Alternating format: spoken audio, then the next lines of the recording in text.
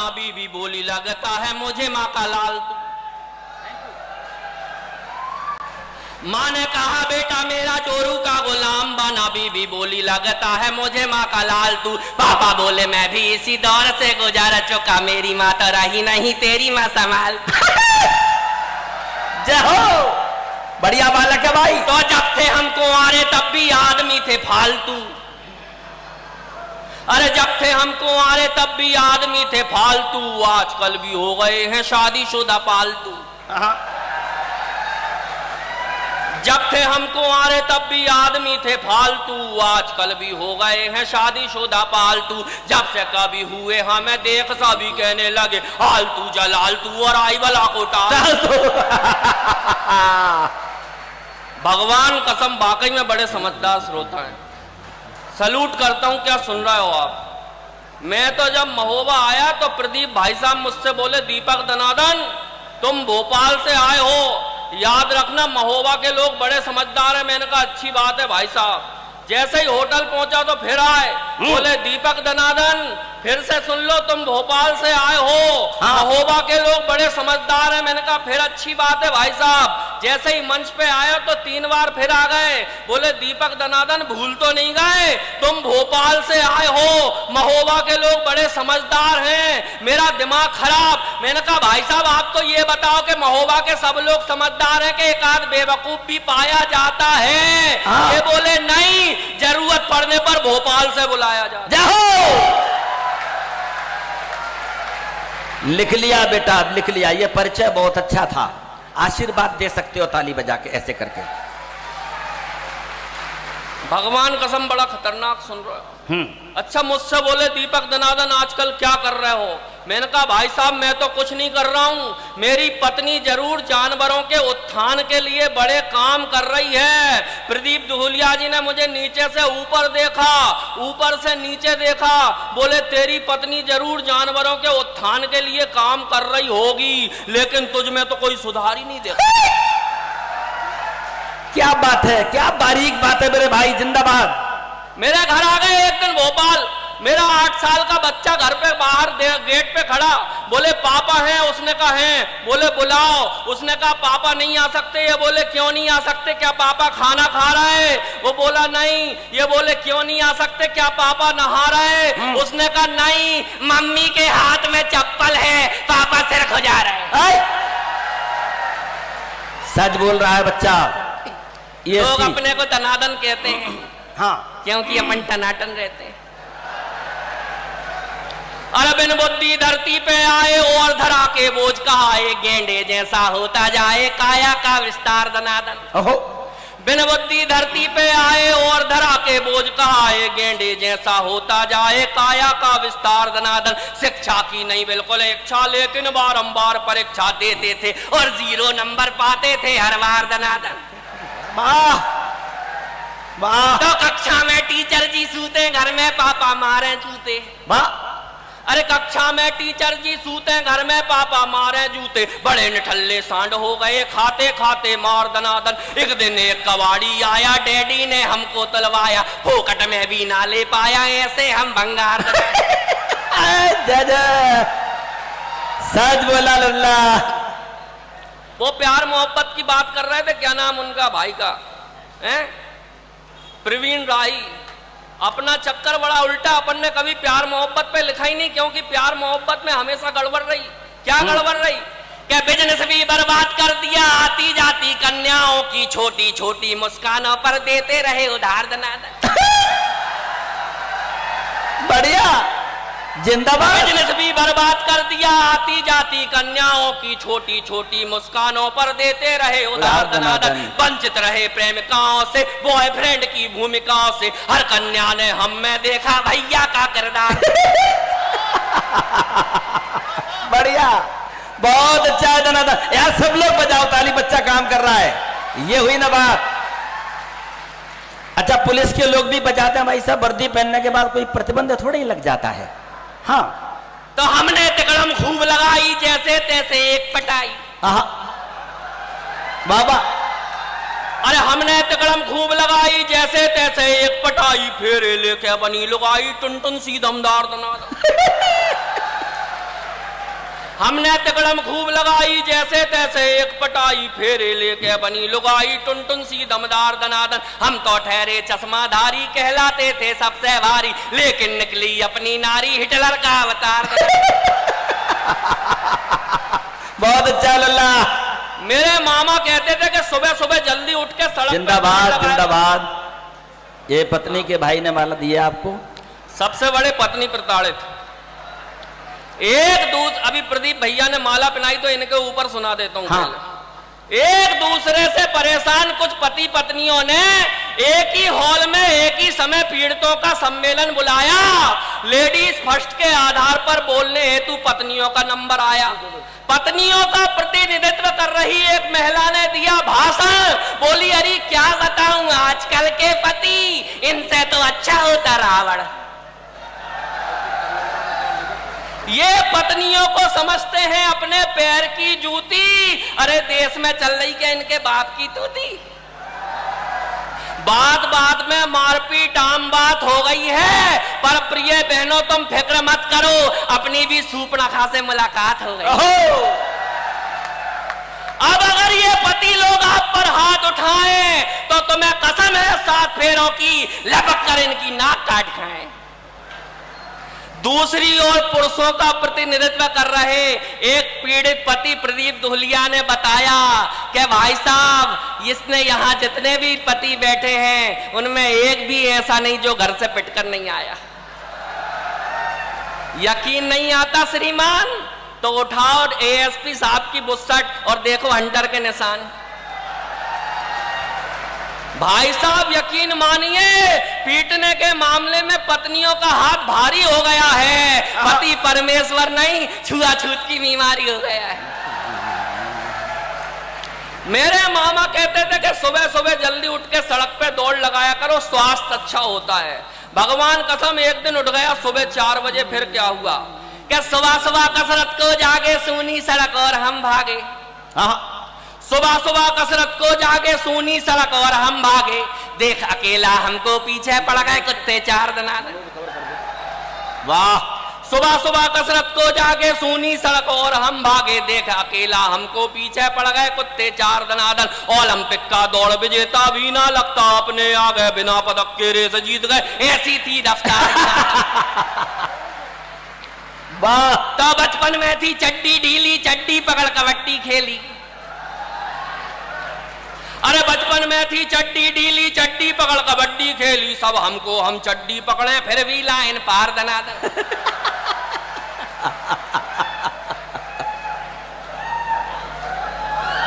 वाह, अच्छा लगा। ये सब साड़ू भाई वो तालियां बजा रहे हैं। अरे बचपन में थी चड्डी ढीली, चड्डी पकड़ कबड्डी खेली। सब हमको हम चड्डी पकड़े फिर भी लाइन पार दनादन। अब तो नाड़ा चड्डी में है, अपनी खुशी कबड्डी में है। भ्रष्टों के संग मैच करते हम उपचार दनादन।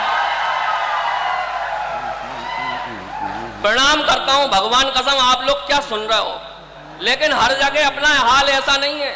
अभी कल अलीगढ़ में मैंने बड़ी देर तक कविता सुनाई, किसी ने ताली नहीं बजाई। मेरा दिमाग खराब, मैं गुस्से में जोर से चिल्लाया कि लगता है यहाँ जितने बैठे सब कसम खा के आए कि ताली नहीं बजाएंगे।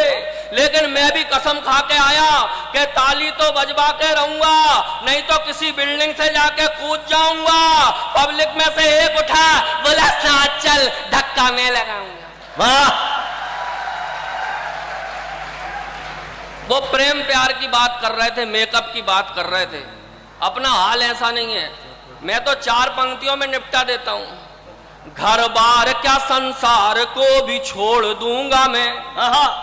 घर बार क्या संसार, और अब मजा आए तो बताना। घर बार क्या संसार को भी छोड़ दूंगा मैं, रस्मों को रिवाजों को सभी तोड़ दूंगा मैं। घर बार क्या संसार को भी छोड़ दूंगा मैं, रस्मों को रिवाजों को सभी तोड़ दूंगा मैं। चेहरा तुम्हारा देख के आता सुकून मुझे, चेहरा तुम्हारा देख के आता सुकून मुझे।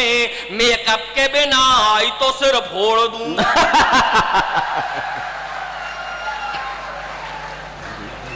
ये अपना प्रेम है। भगवान कसम एक बार मुझे प्रेम हो गया, एक लड़की से मैंने प्रेम निवेदन कर दिया, फिर क्या हुआ? एक बढ़िया कविता सुनाता हूं, ताली बजा के जरा बताओ कि सुनना है। बजा दो, बजाइए। जोरदार ताली बजा दो। मेरे मन की तन्हाई में एक सुंदर कन्या हुई बाधा, ऐसे मेरा संयम टूटा जैसे संसद की मर्यादा।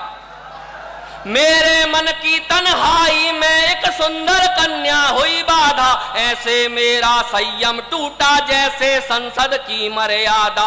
मेरी इस भ्रष्ट जवानी में कितने सारे घोटाले हैं, तुमको देखा तो फील हुआ अच्छे दिन आने वाले हैं। मेरी इस भ्रष्ट जवानी में कितने सारे घोटाले हैं, तुमको देखा तो फील हुआ अच्छे दिन आने वाले हैं।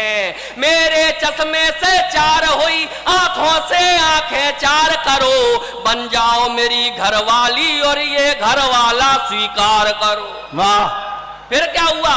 सुनकर मेरे मन की बातें वो रूपवती शर्माई बड़ी, नाखून चबाती जाती थी और हिलती जाती खड़ी खड़ी।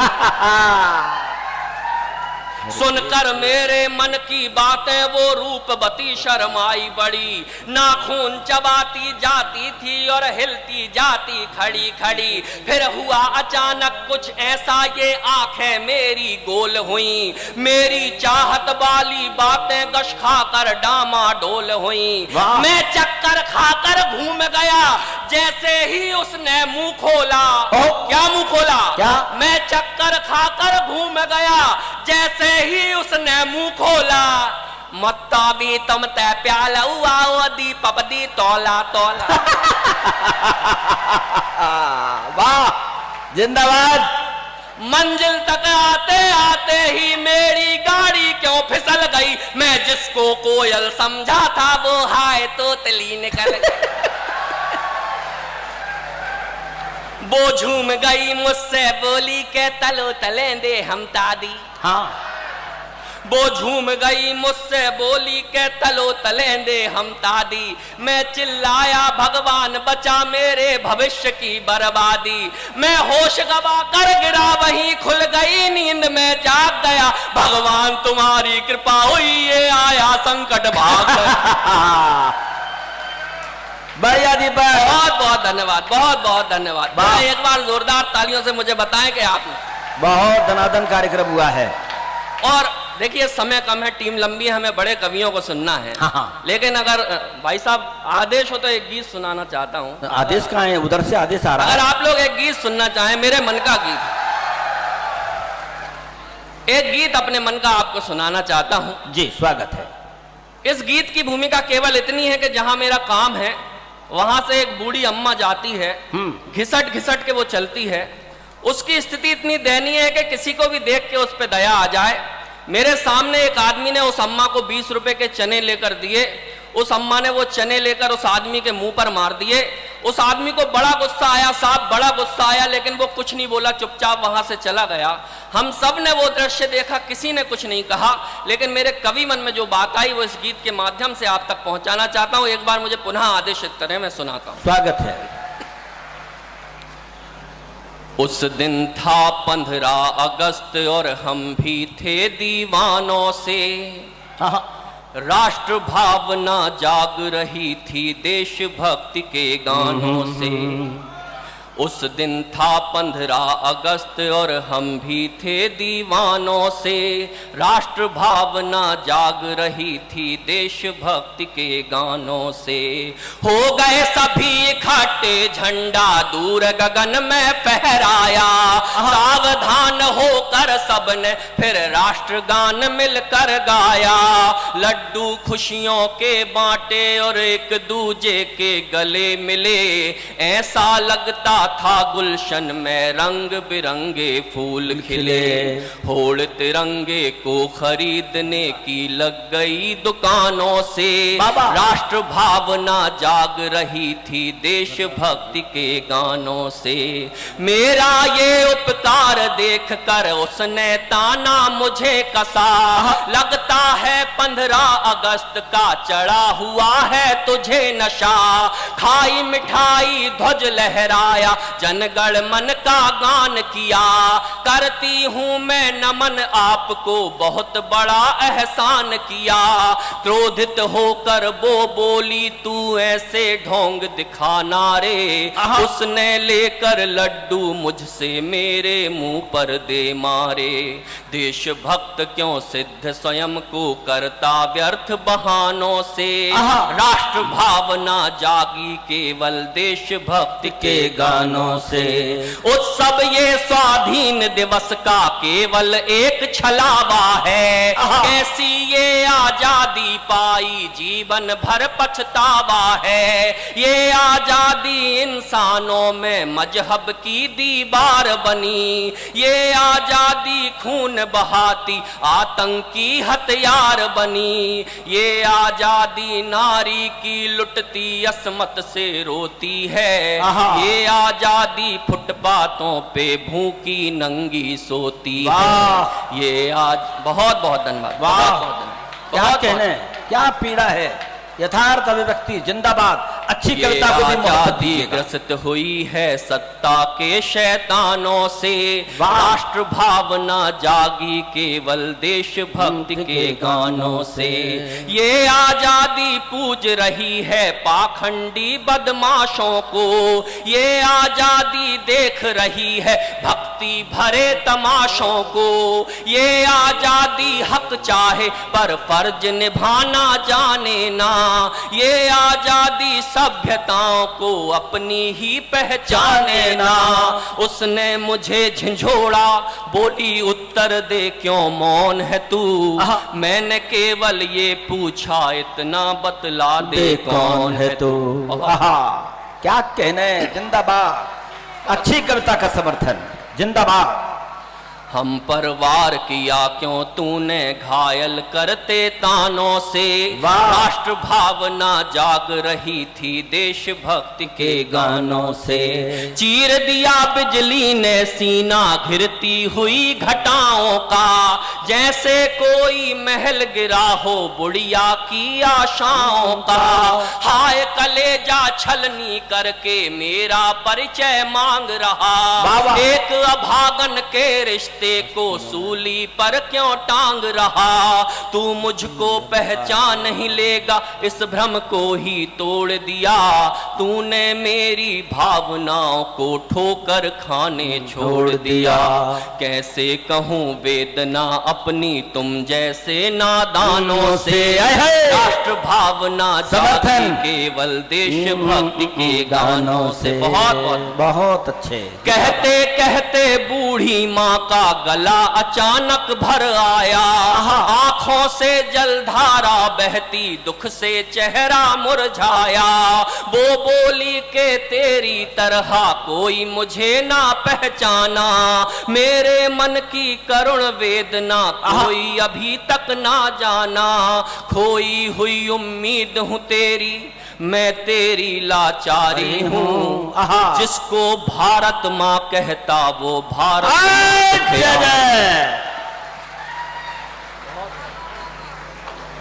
आज व्यथित मैं बहुत हो चुकी अपनी ही संतानों से। राष्ट्र भावना जागी केवल देशभक्ति के गानों से। मेरे मन की चोट किसी को कभी नहीं दी दिखलाई। दर्द सहन जब नहीं हुआ तो तेरे पास चली आई। सुना है तू कभी है कविता में सच कहने से नहीं डरा। मेरी भी पीड़ाओं को जाकर लोगों से बोल जरा। कह दे उनसे भारत माँ का तुमने कर्ज चुकाया ना। ओ कलयुग के श्रवण तुम्हें कर्तव्य निभाना है। तुमने केवल निष्ठा रखी अपने ही अरमानों से। राष्ट्र भावना जागी केवल देशभक्ति के गानों से। और मित्रों अंतिम पंक्तियां कहकर अपना स्थान लेता हूं। अब अगर मेरी कविता का कोई भी अंश आपके मन में घर कर गया हो तो अपनी तालियों से मुझे बताना कि आपने मुझे कैसा सुना।